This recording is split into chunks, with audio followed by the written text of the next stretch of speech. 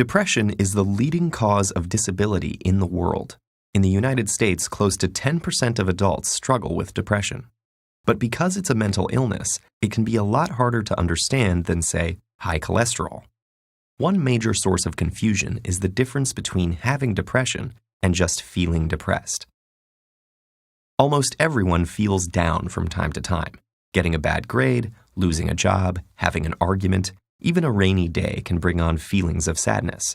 Sometimes there's no trigger at all. It just pops up out of the blue. Then circumstances change, and those sad feelings disappear. Clinical depression is different. It's a medical disorder, and it won't go away just because you want it to. It lingers for at least 2 consecutive weeks and significantly interferes with one's ability to work, play, or love. Depression can have a lot of different symptoms: a low mood, loss of interest in things you'd normally enjoy, changes in appetite, feeling worthless or excessively guilty, sleeping either too much or too little, poor concentration, restlessness or slowness, loss of energy, or recurrent thoughts of suicide. If you have at least 5 of those symptoms, according to psychiatric guidelines, you qualify for a diagnosis of depression. And it's not just behavioral symptoms. Depression has physical manifestations inside the brain. First of all, there are changes that could be seen with the naked eye and X-ray vision. These include smaller frontal lobes and hippocampal volumes. On a more micro scale, depression is associated with a few things: the abnormal transmission or depletion of certain neurotransmitters, especially serotonin, norepinephrine, and dopamine, blunted circadian rhythms, or specific changes in the REM and slow wave parts of your sleep cycle, and hormone abnormalities, such as high cortisol and deregulation of thyroid hormones.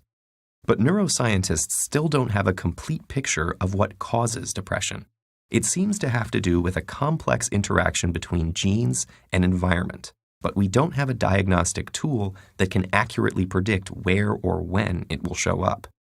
And because depression's symptoms are intangible, it's hard to know who might look fine but is actually struggling.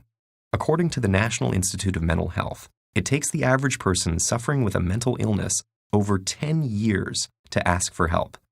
But there are very effective treatments. Medications and therapy complement each other to boost brain chemicals. In extreme cases, electroconvulsive therapy, which is like a controlled seizure in the patient's brain, is also very helpful. Other promising treatments, like transcranial magnetic stimulation, are being investigated too. So if you know someone struggling with depression, encourage them, gently, to seek out some of these options.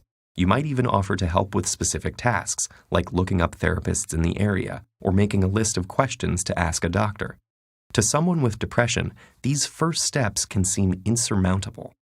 If they feel guilty or ashamed, point out that depression is a medical condition, just like asthma or diabetes. It's not a weakness or a personality trait, and they shouldn't expect themselves to just get over it, any more than they could will themselves to get over a broken arm.